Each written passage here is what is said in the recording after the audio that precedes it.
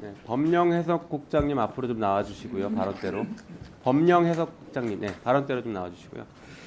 일단 처장님, 네. 자 대통령의 거부권 헌법적 권한이라고 하는데 내재적 한계가 있습니까? 내재적 한계가 있다는 그 학자적 관점에서 내재적 한계가 있다는 그런 이론이 있다는 것을 알고 있습니다. 네. 그러면 처장님의 입장은요? 이론 처장님. 예, 저도 처장님. 아니 처장님. 죄송합니다. 예. 이론상으로는 주장될 수 있을지 모르겠으나 인정하지 않습니까? 실제로 그게 재판 규범으로 어느 정도 활용될 수 있을지는 잘 모르겠습니다. 네. 이해충돌의 경우에는 모든 권한은 이해충돌의 사항이 발생했을 때 내재적 한계에 따라서 회피하거나 제척하거나 기피하거나 하는데 여기에 대해서 동의하지 않습니까? 이해 충돌에 따라서 거부권 행사가 제한되어야 된다는 그런 질문이시라면 동의하지 않습니다. 네. 무슨 생각으로 그렇게 생각하고 사십니까? 봐봐요. 헌법상 있는 재판권이나 국회 입법권도 이해충돌이 있을 때에는 법률로 다 회피 규정을 두고 있어요. 제척기피 회피 알고 계시죠? 심지어 예, 헌법재판소의 재판관들도 제척기피 회피를 두고 있습니다. 처장님의 독특한 생각이다라는 생각이 드는데 왜 그런지 보니까 우리 처장님의 그 대통령과의 특수한 관계 때문인 것 같아요. 모 언론에서는 우리 처장님이 윤석열 대통령의 법률적 호위무사다 이렇게 평가를 하고 있어요. 대통령과 대학 동기이고 연수원 동기이고 그다음에 검찰총장 징계 사건 변호인 했고 장모 사건 변호인 했고 이래서 지금 무조건 대통령 편만 드는 것 아니냐라는 비판들이 있습니다. 자, 법령해석 국장님. 예. 대통령의 거부권에 대해서 내재적 한계가 있다고 봅니까? 어떻게 해석하십니까? 저도 일반 원론적인 답변을 하세요. 눈치 보지 마시고. 눈치 보는 건 아니고, 예, 저도 처장님 생각과 동일하고. 동일해요? 그러면 내재적 한계가 없다고 보시는 겁니까?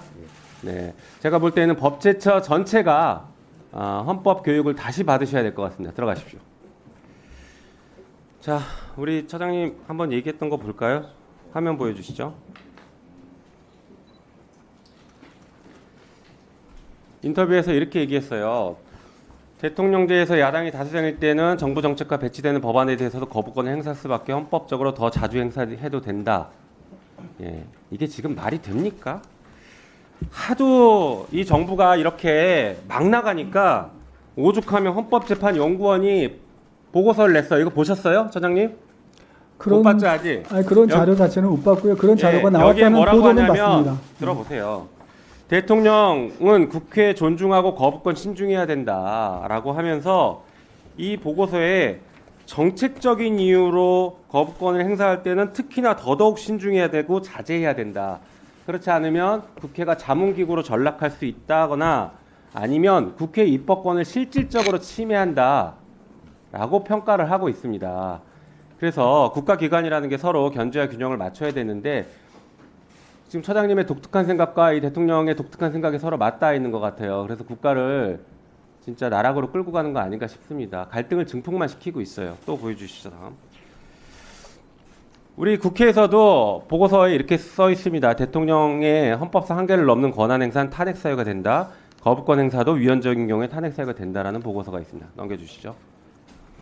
김건희 국정 개입, 국정농단 의혹이 이렇게 많습니다. 뭐 사건은 아마 잘 아실 거고 다음 페이지 보여주시죠. 헌재에 이렇게 나왔어요. 그 수사 대상이 될 수도 있는 대통령에 소속된 여당의 특별검사 후보자를 추천하는 것은 이해충돌 상황이 야기될 수 있기 때문에 특검 도입 목적을 저해할 우려가 있다. 그래서 대통령과 배우자에 대한 특검을 지금 야당이 추천하는 방식 혹은 제3자 추천 방식으로 하고 있는데 계속 거부권을 행사하고 있습니다. 그거 자체가 이해충돌이에요. 실제 24번의 거부권 행사 중에 5건을 대통령과 대통령 배우자에 대한 특검의 거부권을 행사했습니다. 20%가 넘게 집중적으로 이해충돌적인 거부권 행사하고 있습니다. 여기에 대해서 법제처는 입장 변화가 필요하다고 봅니다. 다음 보여주시죠. 시간이 없으니까 정책 질의도 하나 하고 넘어갈게요. 자, 우리 처장님 중소기업 창업법에 따라서 창업기업 제품의 8% 이상을 창업기업 제품 구매하도록 돼 있고 그런데 실제 법제처는 한 번도 8%를 맞춘 적이 없습니다. 다음 페이지 보여주시죠. 장애인 기업에서도 1% 이상을 구입해야 되는데 한 번도 맞춘 적이 없어요. 이거에 대해서 앞으로 계획도 답변 주시고 거부권 행사도 답변할 게 있으면 답변해 보시죠.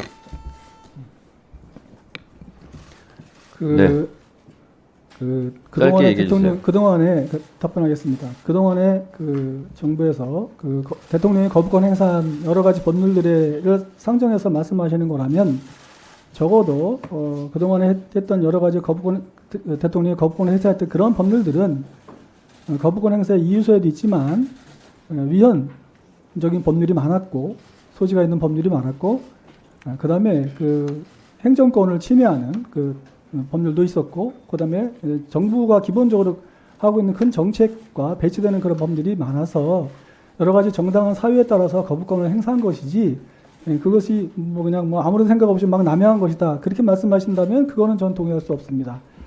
그다음에 장애인과 관련된 여러 가지 구매 실적과 관련해서는 법제처가 사업 예산이 많지 않다 보니까 그 실적을 잘 못 맞춘 거에 대해서는 저희가 죄송하게 생각을 하고 앞으로 구매 목표에 맞추도록 열심히 노력을 해보겠습니다.